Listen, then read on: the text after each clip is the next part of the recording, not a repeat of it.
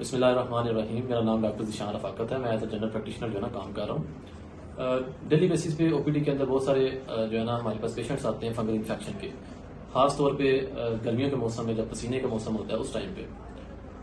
Basically fungal infection کو جو ہے نا عام زبان میں ددر بھی بولا جاتا ہے، رنگ ورم بھی بولا جاتا ہے، کیونکہ یہ باڈی کے اوپر ایک گول گول جو ہے نا پیچز بنا رہا ہوتا ہے، نشان بن رہے ہوتے ہیں اور وہ نشان بہت زیادہ خارش کرتے ہیں، ایچی ہوتے ہیں. تو بیسیکلی یہ جو بیماری ہے یہ ایک دوسرے سے پھیلتی ہے اور اکثر اگر پسینہ جب زیادہ آتا ہے تو اس کی جو ایچینس خارش ہے وہ بڑھ جاتی ہے. جب آپ خارش کرتے ہیں تو کسی اور جگہ پہ وہی ہاتھ لگاتے ہیں تو اس جگہ پہ بھی وہ پیچ بن سکتے ہیں، فنگل انفیکشن ہو سکتا ہے، آپ کے نخنوں سے ٹرانسفر ہوتا ہے اور یہ ایک دوسرے سے بھی پھیل سکتی ہے. کوشش کریں کہ جس بندے کو یہ مسئلہ ہو، فنگل انفیکشن ہو، جب بھی اس کو پسینہ آئے فوراً سے نہا لے، شاور لے لے. اور دوسرا یہ کہ اپنا ٹاول، اپنا صابن، اپنی چیزیں کچھ نہ کچھ دور رکھے. جو عام بندوں سے، دوسروں سے جو ٹھیک ہیں ان سے ملنے سے کچھ نہ کچھ پرہیز کرے. ٹھیک ہے. اور یہ ایسی بیماری ہے جو کہ سر سے لے کے پاؤں تک پوری باڈی کسی بھی جگہ پہ بھی ہو سکتی ہے.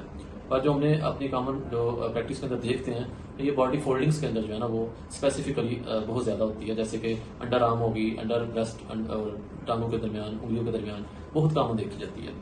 تو اور پسینے جس جگہ پہ سرکلس پسینہ آتا ہے. اور دوسرا یہ کہ جو لوگ شوز یا بند جوتے جو ہے نا وہ زیادہ پہن کے رکھتے ہیں ان کے اندر بھی جو ہے نا انگلیوں کے درمیان بہت زیادہ اس کا جو رسک ہوتا ہے.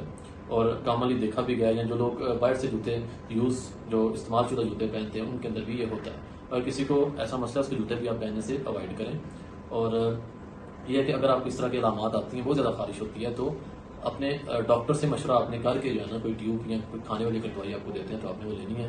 اکثر ہم نے دیکھا ہے کہ وہ ارد گرد لوگوں سے یا میڈیکل اسٹور یا کچھ اس طرح کے عطائی ڈاکٹروں کے پاس لوگ جاتے ہیں اور انہوں نے اسٹیرائڈس جو ہے نا وہ دے دیتے ہیں. اسٹیرائڈ الٹا جو ہے نا اسکن کو ڈیمیج کر رہا ہوتا ہے. تو آپ دوبارہ اس طرح نہ کریں، آپ اپنے ڈاکٹر سے کنسلٹ کریں اور ایکسپرٹ اوپینین لے کے آپ جو ہے نا اس کا علاج کروائیں. بہت شکریہ.